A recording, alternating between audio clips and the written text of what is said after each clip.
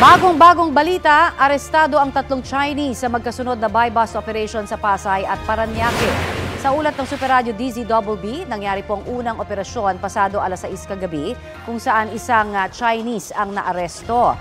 Nakuhanan po siya ng 7.6 million pesos na halaga ng hinihinalang ilegal na droga. Pasado alas 11 naman, isinagawa ang follow-up operation kung saan nahuli ang dalawa pang Chinese. Hinihinalang miyembro ng isang sindikato ang tatlong sospek. Nasa kustudiya na ng mga otoridad ang mga suspect na mahaharap sa reklamong may kinalaman sa ilegal na droga. Kapuso, para sa mga maiinit na balita, mag-subscribe sa GMA Integrated News sa YouTube. Sa mga kapuso naman abroad, subaybayan nyo kami sa GMA Pinoy TV at sa www.gmanews.tv.